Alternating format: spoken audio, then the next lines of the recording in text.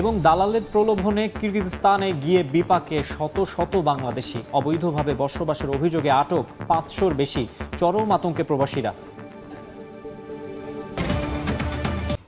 অভিবাসীদের বিরুদ্ধে হঠাৎ করেই কঠোর অবস্থানে কিরগিজস্তান। অবৈধভাবে বসবাসের অভিযোগে 500-র বেশি বাংলাদেশিকে আটক করেছে দেশটির জাতীয় নিরাপত্তা সংস্থা। প্রবাসীদের অভিযোগ, দালালের প্রলোভনে কিরগিজস্তানে গিয়ে প্রতারিত হয়েছেন তারা। অপারেশন ইলিগাল নামের বিশেষ এই অভিযানের কারণে চরম আতঙ্কের মধ্যে রয়েছেন বৈধভাবে বসবাস করা প্রবাসীরাও। তবে অবৈধভাবে বসবাসরত বিদেশি নাগরিকদের চিহ্নিত করে নিজ নিজ দেশে ফেরত পাঠানো হবে বলে জানিয়েছে কিরগিজ সরকার।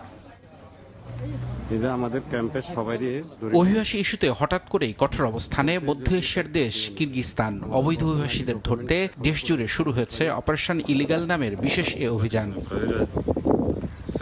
দেশটির জাতীয় নিরাপত্তা সংস্থার সমন্বিত এই অভিযানে আটক হয়েছেন কয়েকশো বাংলাদেশি। এর আগে দেশটির নিরাপত্তা বাহিনীর পক্ষ থেকে 10 জুনের মধ্যে অবৈধ অভিবাসীদের স্বেচ্ছায় কিরগিজস্তান ছেড়ে যাওয়ার নির্দেশ দেওয়া হয়। এরপরই অবৈধ অভিবাসীদের গ্রেপ্তারে শুরু হয় সাঁড়াশি অভিযান।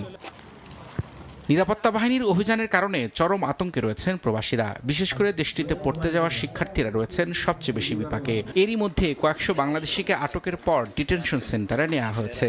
তাদের বাংলাদেশে ফেরত পাঠাতে বিশেষ বিমানেরও ব্যবস্থা করছে কিরগিজ সরকার। আমাদের এখানে কোনো এম্বাসি নেই, আমাদের সুযোগ সুবিধে আমরা কাউকে জানাতে পারছি না এবং আমাদের কোনো সমস্যা আমরা কারোর কাছে ফেস করতে পারছি না, যার কারণে পুলিশে অনেকে ধরে নিয়ে গেছে এবং অনেকের উপরে কেস দিছে এবং অনেকে বাংলাদেশে পাঠিয়ে দিছে।